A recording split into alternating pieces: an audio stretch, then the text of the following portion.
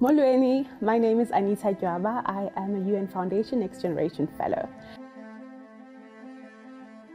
So in South Africa, we have 12 official languages, including South African Sign Language.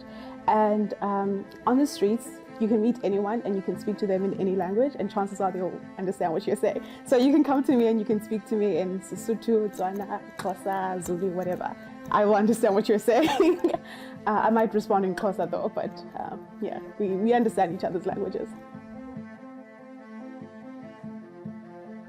Well, as a woman, a young woman living in South Africa, gender equality for me is very important because it's a life or death situation. I hate to be very bleak. And we have one of the highest rates of gender-based violence and femicides in the whole world. I think we are 6 times the average of the world. So it's literally a life or death situation for me.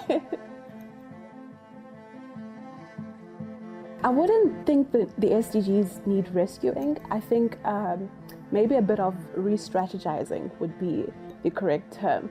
I think those are important conversations that we could have at the SDG Summit. Maybe we could learn on our experience so far, our progress so far, and how we can reshape and reevaluate our progress and the work that we're doing towards the SDG. Because I think currently the projections are not very, very positive. We are not going to achieve the SDGs by 2030. So we definitely do need a bit of restructuring and re-strategizing of how we can accelerate efforts towards the SDG. I think the value of the SDGs are that they unite everyone. They unite all of us, all of the multilateral systems. We are all driving towards the same common goal. So this is why they're so important for the multilateral system. For me, start small, start where you are, start local. An example of how I started off my journey in activism, I started with a tutoring organization on the Cape Flats. We had zero money, zero funds. We were basically funding it from our pocket money. So yes, start small, start local, start in your communities. I think a lot of young people are already doing that. I come from communities where we build our own communities, even though we don't formally see, what we're doing as, work towards the SDGs or any of those formal names, but we work for our communities a lot of the times. It's kind of like a thing that is expected of you to do.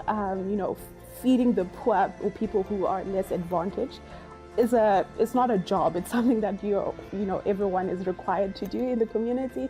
So I think a lot of young people are already working towards improving the quality of lives in their communities. So, for example, even me, when I started with nkwenkwezinpo, which is the tutoring organization that we had, I didn't see myself as a change maker. I didn't see myself as an activist. I just thought I was doing what everyone else was doing in my community. So yeah, just start small, start where you are, start local. Yeah. Africa is so important in this whole conversation because 60% of the population, the future population, is coming from Africa. So we are the future generation. So when you're saying you're working for future generations, you're working, 60% for Africa. So it's really important, it's very vital for us to include youth voices, African voices in those conversations, especially women and girls' voices in those conversations. My name is Anita Dywaba. I am a UN Foundation Next Generation Fellow. I am tackling issues related to gender equality. Let us unlock the future together.